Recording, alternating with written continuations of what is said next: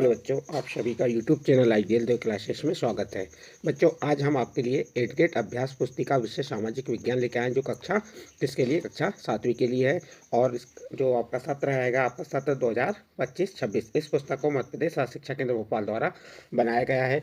और आज हम आपको सामाजिक विज्ञान का भाग 1 इतिहास, हमारा अतीत जो 2 है इतिहास, उसका अध्याय 1 बताएंगे। अध्याय 1 क्या है? प्रारंभिक कथन हजारों वर्षों के दौरान हुए परिवर्तनों की पड़ताल से संबंधित जो प्रश्न दिए गए हैं आपको 8 ग्रेड अभ्यास पुस्तिका में, उन प्रश्नों के उत्तर बताएंगे। तो चलिए देखते हैं। अध्याय 1, हमारा अतीत। प्रारंभिक कथन हजारों वर्षों के दौरान हुए परिवर्तनों की पड़ताल। तो इसमें देखिए प्रश्न नंबर 1 दिया है। प्रश्न नंबर 1 में क्या दिया है? ऊपर दिया चित्र सिंचाई की किस प्रौद्योगिकी का है? तो आप इस चित्र को देखिए, और ये जो चित्र है, यह चित्र सिंचाई की किस प्रौद्योगिकी का है? ए नंबर चरखा, B number tubewell, C number रहट और डी नंबर नलकूप। तो इसका सही आंसर आ जाएगा, ये जो चित्र है, ये चित्र किसका है? रहट का है। तो इसका सी नंबर का ऑप्शन सही होगा। नेक्स्ट प्रश्न देखते हैं। प्रश्न नंबर 2, पांडुलिपियों को किस स्थान पर रखा जाता था? ए नंबर भवन में, बी नंबर महल में, सी नंबर सभागार में और डी नंबर अभिलेखागार में। जो पांडुलिपियां उसको किस स्थान पर रखा जाता है? तो इसका सही आंसर आ जाएगा आपका डी नंबर अभिलेखागार में। इसके बाद अगला प्रश्न है आपका प्रश्न नंबर 3, मध्य युग में आने वाला कोई भी अनजान व्यक्ति जो उस समाज या संस्कृति का ना हो कहलाता था। क्या कह रहा है प्रश्न? मध्य युग में आने वाला कोई भी अनजान व्यक्ति जो उस समाज या संस्कृति का ना हो कहलाता था। ए नंबर देशी, बी नंबर विदेशी, सी नंबर वनवासी और डी नंबर नगरवासी। तो इसका सही आंसर आ जाएगा आपका बी नंबर विदेशी। इसके बाद नेक्स्ट प्रश्न है आपका प्रश्न नंबर 4, मध्य युग के बड़े बुजुर्गों की सभा जो अपनी जातियों के नियम बनाती थी और उनका पालन करवाती थी, उसे कहा जाता था।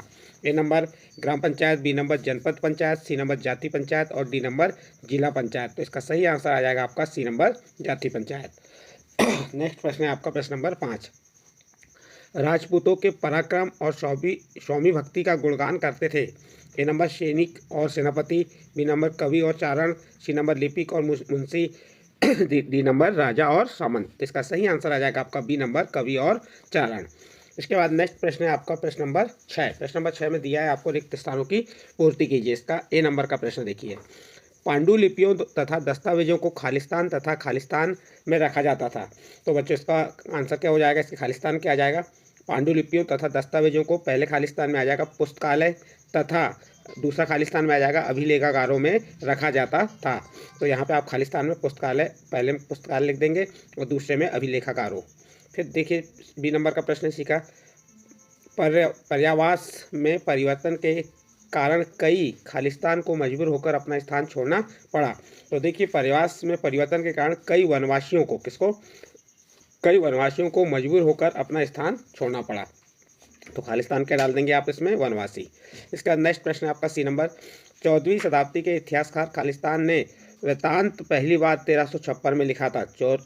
प्रश्न क्या है आपका? 14वीं शताब्दी के इतिहासकार, कौन सा इतिहासकार था वह? जियाउद्दीन बर्नी ने अपना वृत्तांत पहली बार 1356 में लिखा था। इसके बाद नेक्स्ट डी नंबर का प्रश्न देखिए, मध्यकाल में इतिहासकार सूचना एकत्र करने के लिए सिक्कों, शिलालेखों, स्थापत्य कला तथा खालिस्तान पर निर्भर रहते थे। तो इसके खालिस्तान में जाएगा लिखित सामग्री। मध्यकाल में इतिहासकार सूचना एकत्र करने के लिए सिक्कों, शिलालेखों, स्थापत्य कला तथा लिखित सामग्री पर निर्भर रहते थे।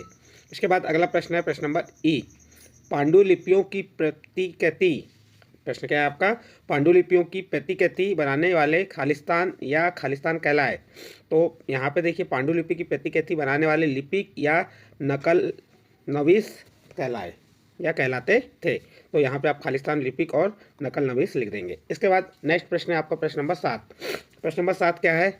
मध्यकालीन इतिहास जानने के स्रोत लिखिए। आपको क्या पूछा प्रश्न है? मध्यकालीन इतिहास जानने के स्रोत लिखिए। तो आप उत्तर बता देंगे। मध्यकालीन इतिहास जानने के स्रोत सिक्के, शिलालेख, भवन निर्माण कला तथा लिखित सामग्री आदि हैं। इस प्रकार बच्चों आप प्रश्न नंबर 7 का उत्तर लिख सकते हैं। इसके बाद नेक्स्ट प्रश्न है आपका प्रश्न नंबर 8, किसी भी क्षेत्र के पर्यावरण और वहां रहने वाले लोगों की सामाजिक और सांस्कृतिक जीवन शैली को क्या कहते हैं? तो उत्तर लिख दीजिए, किसी भी क्षेत्र के पर्यावरण और वहां रहने वाले लोगों की सामाजिक और सांस्कृतिक जीवन शैली को पर्यावास कहते हैं। क्या कहते हैं? पर्यावास कहते हैं। तो इस प्रकार आपका प्रश्न नंबर 8 का उत्तर भी कंप्लीट होता है। इसके बाद नेक्स्ट प्रश्न आता है आपका प्रश्न नंबर 9। प्रश्न नंबर 9 क्या है? अंग्रेज इतिहासकारों ने भारतीय इतिहास को कितने युगों में बांटा है, उनके नाम लिखिए। तो आप उत्तर बता देंगे। 19वीं सदी के मध्य अंग्रेज इतिहासकारों ने भारत के इतिहास को 3 युगों में बांटा है। नंबर 1 हिंदू, नंबर 2 मुस्लिम, नंबर 3 ब्रिटिश। तो इस प्रकार से जो आपका प्रश्न नंबर 9 था कि अंग्रेज इतिहासकारों ने भारतीय इतिहास को कितने युगों में बांटा है, तो आप उत्तर बताएंगे 3 भागों में, और उनके नाम क्या हो गए? हिंदू, मुस्लिम और ब्रिटिश। इसके बाद नेक्स्ट प्रश्न है आपका प्रश्न नंबर 10। क्षेत्रीय समाज से क्या आशय है? प्रश्न क्या है आपका? क्षेत्रीय साम्राज्य से क्या आशय है? तो उत्तर बता देंगे। क्षेत्रीय साम्राज्य से तात्पर्य उस साम्राज्य से है जो अनेक क्षेत्रीय राज्यों को मिलाकर बना हो, जैसे सल्तनत साम्राज्य, मुगल साम्राज्य, चोल साम्राज्य और तुगल साम्राज्य इत्यादि। ये आपका प्रश्न नंबर 10 का उत्तर कंप्लीट होता है। इसके बाद नेक्स्ट प्रश्न आता है आपका प्रश्न नंबर 11। प्रश्न नंबर 11 क्या है? अभिलेखागार से क्या आशय है? तो उत्तर देखिए इसका। ऐसा स्थान जहां दस्तावेजों और पांडुलिपियों को संग्रहित किया जाता है अभिलेखागार कहलाता है। प्रश्न क्या था आपका? अभिलेखागार से क्या आशय है? तो आप उत्तर बताएंगे। ऐसा स्थान जहां दस्तावेजों और पांडुलिपियों को संग्रहित किया जाता है अभिलेखागार कहलाता है। अभिलेखागार में तमाम सरकारी अभिलेख और लेन देन के ब्यौरों का रिकॉर्ड रखते हैं। तो ये आपका प्रश्न नंबर 11 का उत्तर कंप्लीट होता है। इसके बाद नेक्स्ट प्रश्न आता है आपका प्रश्न नंबर 12। प्रश्न नंबर 12 क्या है? पांडुलिपियों के उपयोग में इतिहासकारों के सामने कौन कौन सी समस्याएं आती हैं? तो उत्तर बता देंगे आप। पांडुलिपियों के उपयोग में इतिहासकारों के सामने निम्न समस्या आती है। नंबर 1 पांडुलिपियों की लिखावट समझने में दिक्कत आती है। नंबर 2 इतिहासकारों को एक ही पांडुलिपि की अनेक प्रतियों को पढ़ना था क्योंकि सभी में काफ़ी अंतर होता था। तो इस प्रकार से जो पांडुलिपियों के उपयोग से इतिहासकारों को निम्नलिखित समस्याएं आती हैं। ये आपका प्रश्न नंबर 12 का उत्तर कंप्लीट हुआ। इसके बाद नेक्स्ट प्रश्न है आपका प्रश्न नंबर 13। प्रश्न नंबर 13 क्या है? 700 से 1750 ईस्वी के बीच आए प्रमुख बदलावों के बारे में लिखिए। तो देखिए 700 से 1750 के बीच के हजारों वर्षों में अलग अलग समय पर नई प्रौद्योगिकी का विकास हुआ। क्या हुआ? 700 से 1750 के बीच के हजारों वर्षों में अलग अलग समय पर नई प्रौद्योगिकी का विकास हुआ। जैसे सिंचाई में रहट, सिंचाई में किसका उपयोग किया गया? रहट का। कताई में चरखा, युद्ध में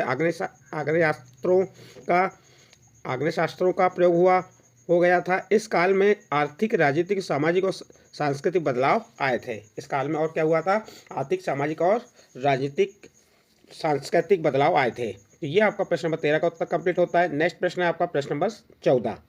इतिहासकार समय को केवल घड़ी या कैलेंडर की तरह नहीं देखते थे, कैसे? समझाइए।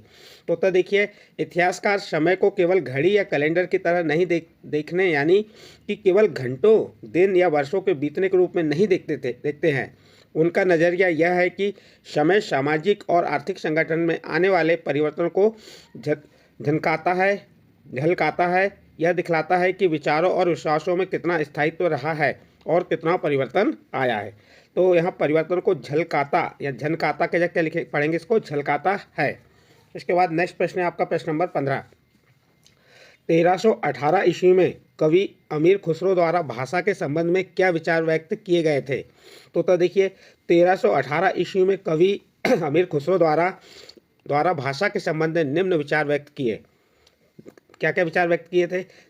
देश के हर क्षेत्र की एक अलग भाषा है, जैसे सिंधी, लाहौरी, कश्मीरी, गोंडी, अवधी और हिंदुवी आदि।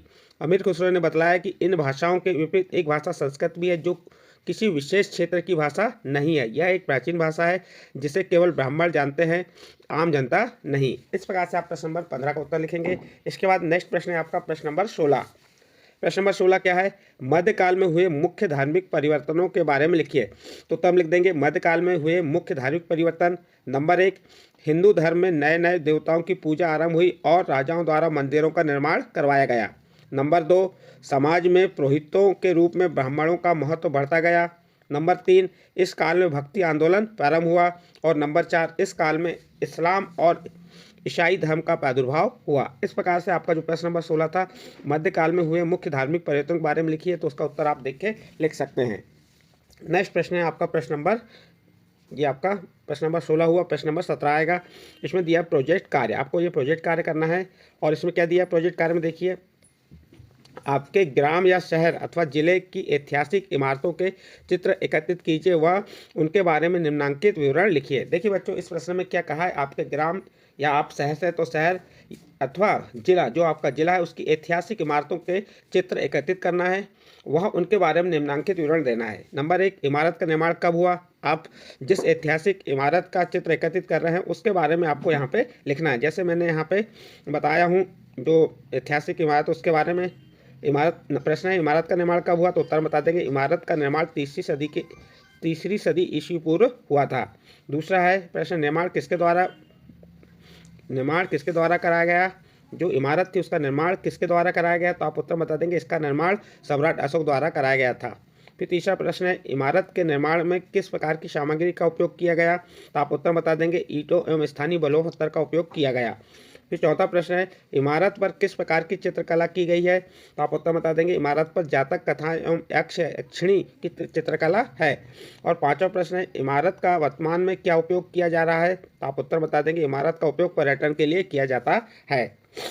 और फिर छठा प्रश्न है, इसकी देखभाल किसके द्वारा की जा रही है, तो उत्तर बता देंगे भारतीय पुरातत्व सर्वेक्षण विभाग द्वारा की जा रही है।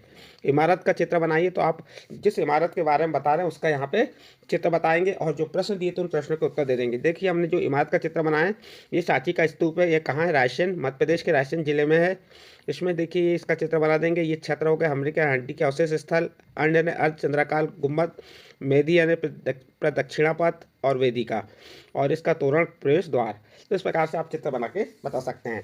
तो जो आपका ये प्रोजेक्ट कार्य यहाँ पे कंप्लीट होता है, और इस प्रोजेक्ट कार्य के साथ या इस प्रश्न के साथ ही आपका जो अध्याय 1 था वह कंप्लीट हुआ। बच्चों, आपको अध्याय 1 के जो प्रश्नों के उत्तर बताए ये अच्छे लगे हों तो आप हमारे चैनल आइडियल देव क्लासेस को सब्सक्राइब कीजिए, लाइक कीजिए और इस वीडियो को अन्य ग्रुप में शेयर जरूर कीजिए।